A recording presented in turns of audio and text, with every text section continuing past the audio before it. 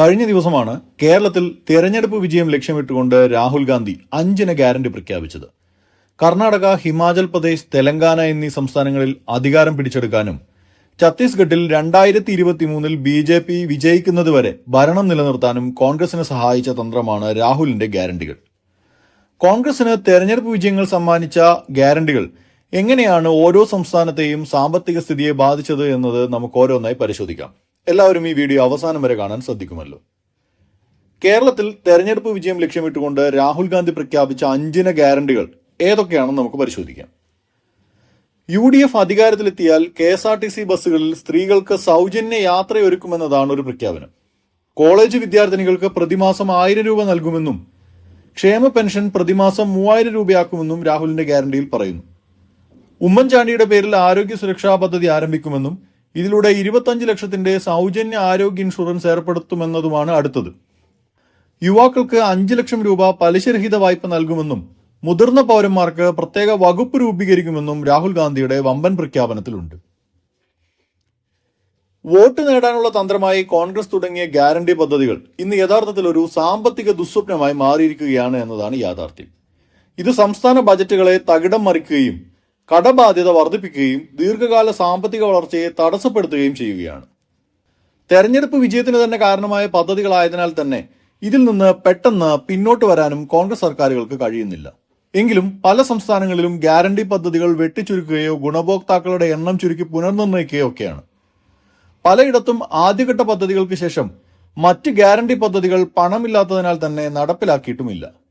Vote മാത്രം ലക്ഷ്യമിട്ടുകൊണ്ടുള്ള ഇത്തരം സൗജന്യ പദ്ധതികൾ സംസ്ഥാനത്തിന്റെ സമ്പത്തിനെ മൊത്തമായി വിഴുങ്ങുകയാണ്.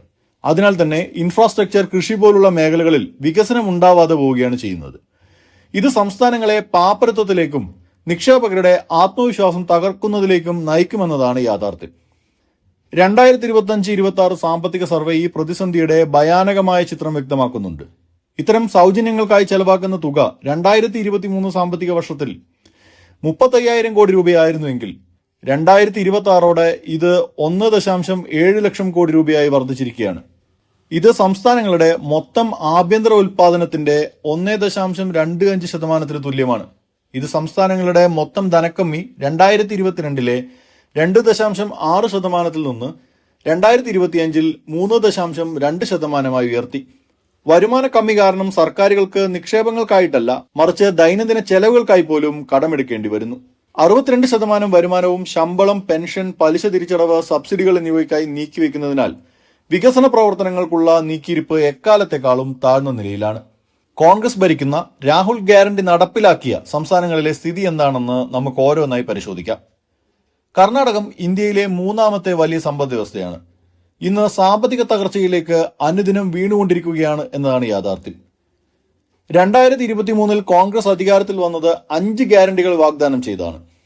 പ്രതിവർഷം 36,000 കോടി രൂപ, അതായത് ബജറ്റിന്റെ 10 മുതൽ 12% വരെയാണ് ഇത് നടപ്പിലാക്കാനായി മാറ്റിവെക്കേണ്ടി വരുന്നത്.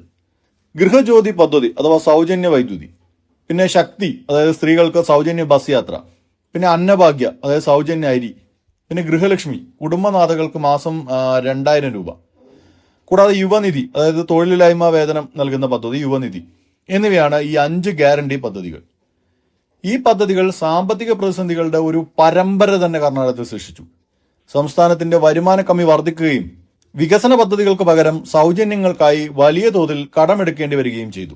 കർണാടകയുടെ സാമ്പത്തിക മാന്ദ്യത്തിന് കാരണം ഉയർന്ന അഴിമതിയും വികസന പ്രവർത്തനങ്ങളുടെ അഭാവവുമാണെന്ന് പ്രമുഖ നിക്ഷേപകൻ മോഹൻദാസ് പൈ വിമർശിക്കുന്നു. വികസനത്തിന് പണമില്ല എന്ന് 2025 ജൂണിൽ ആഭ്യന്തരമന്ത്രി ജി പരമേശ്വര തന്നെ സമ്മതിച്ചത് ഈ പ്രതിസന്ധിയുടെ ആഴം വ്യക്തമാക്കുന്നു. സൗജന്യങ്ങൾക്കായി കൃഷി, ഗ്രാമവികസനം തുടങ്ങിയ മേഖലകളിലെ ബജറ്റ് വിഹിതം വെട്ടിക്കുറച്ചത് കർഷകരെയും ദോഷകരമായി ബാധിച്ചു. ഇന്ത്യയുടെ തന്നെ IT ഹബ്ബായ ബംഗളൂരുവിൽ തകർന്ന റോഡുകൾ പോലും നന്നാക്കാത്ത നിലയിലേക്ക് കാര്യങ്ങൾ മാറി. നഗരവികസനത്തിന് കൂടുതൽ പണം ചെലവഴിക്കാത്തത് കൊണ്ട് തന്നെ നിക്ഷേപകരെ നിരുത്സാഹപ്പെടുത്തുന്ന നിലയിലേക്ക് കാര്യങ്ങൾ എത്തിച്ചു.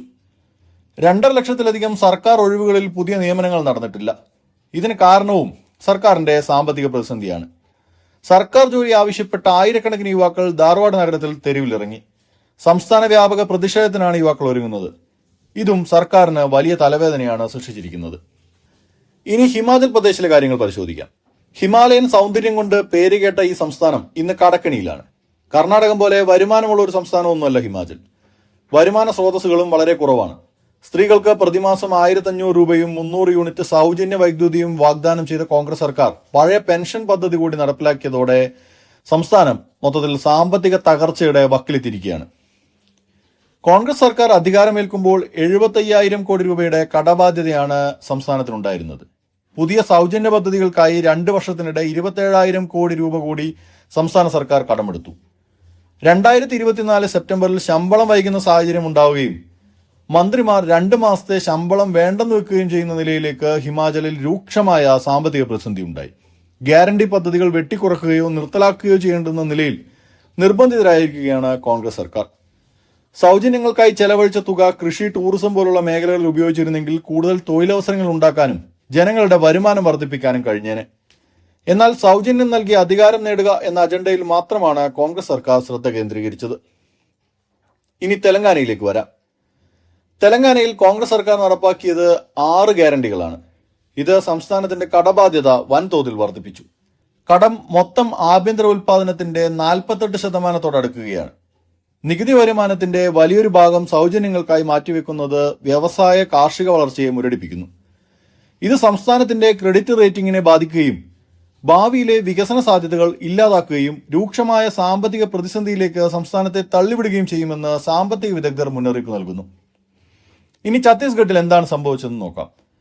2018-2023 കാലഘട്ടത്തിൽ കോൺഗ്രസ് ഭരിച്ച ഛത്തീസ്ഗഡിലും സമാനമായ സ്ഥിതിയായിരുന്നു. സൗജന്യ പദ്ധതികളും ഉയർന്ന നെല്ല് സംഭരണ വിലയും സാമ്പത്തിക ഭദ്രതയെ ബാധിച്ചു. വരുമാനത്തിന്റെ പകുതി മാത്രമാണ് നികുതിയിലൂടെ ലഭിച്ചിരുന്നത്. ബാക്കി കേന്ദ്രവിഹിതത്തെയും കടത്തെയുമാണ് ആശ്രയിച്ചിരുന്നത്.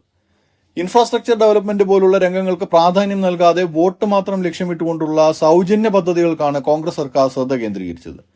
എന്നിട്ടും തെരഞ്ഞെടുപ്പിൽ കോൺഗ്രസ് പരാജയപ്പെട്ടു. സുസ്ഥിര വികസനത്തെക്കാൾ സൗജന്യം നൽകിയാൽ വോട്ട് കിട്ടുമെന്ന കോൺഗ്രസിന്റെ ആത്മവിശ്വാസം തന്നെയാണ് ഛത്തീസ്ഗഡിൽ പരാജയമായി മാറിയത്. ഇത്തരത്തിൽ സൗജന്യങ്ങൾ നൽകൽ രാജ്യത്തിന്റെ വളർച്ചയെ ശ്വാസം മുട്ടിക്കുന്നുവെന്ന് സുപ്രീം കോടതിയും നിരീക്ഷിച്ചിട്ടുണ്ട്. ബ്രസീലിന്റെ ബോൾസ ഫാമിലിയ പദ്ധതി പോലെ സഹായങ്ങൾ വിദ്യാഭ്യാസവുമായും ആരോഗ്യവുമായും ബന്ധിപ്പിക്കണമെന്ന് സാമ്പത്തിക സർവേ നിർദ്ദേശിക്കുന്നു. കോൺഗ്രസിന്റെ ഗ്യാരണ്ടി പദ്ധതി ഇതേ രീതിയിൽ തുടർന്നാൽ സംസ്ഥാനങ്ങൾ പാപ്പരാവുകയും ദാരിദ്ര്യ നിർമ്മാർജ്ജനം സ്തംഭിക്കുകയും ചെയ്യും. കർണാടക, ഹിമാചൽ പ്രദേശ്, തെലങ്കാന തുടങ്ങിയ സംസ്ഥാനങ്ങളിലെ സൗജന്യങ്ങൾ കോൺഗ്രസിന് തെരഞ്ഞെടുപ്പ് വിജയങ്ങൾ നൽകിയെങ്കിലും അത് വൻതോതിലുള്ള കടബാധ്യതയ്ക്കും വികസന മുരടിപ്പിനും കാരണമായി എന്നതാണ് യാഥാർത്ഥ്യം. കേരളത്തിൽ നിലവിലുള്ള സർക്കാർ പ്രധാനമായും കടമെടുക്കുന്നത് അടിസ്ഥാന സൗകര്യ വികസനത്തിന് വേണ്ടിയാണ്. ഇത് കേരളത്തിന്റെ ദീർഘകാല വളർച്ചയ്ക്കുതകുന്ന നിക്ഷേപങ്ങളാണ്. അത്തരം നിയന്ത്രിതമായ കടമെടുപ്പിനെ പോലും സാമ്പത്തിക പ്രതിസന്ധിയെന്നും കടക്കെണിയെന്നുമൊക്കെയാണ് കോൺഗ്രസ് നേതാക്കൾ വിളിക്കുന്നത്. അവരാണ് കോടികൾ കടമെടുത്ത് സൗജന്യം വാരി വിതറി സംസ്ഥാനത്തെ ഭരിച്ചു വികസിപ്പിക്കാൻ പദ്ധതിയിടുന്നത് എന്നതാണ് ഇതിലെ ഏറ്റവും വലിയ തമാശ.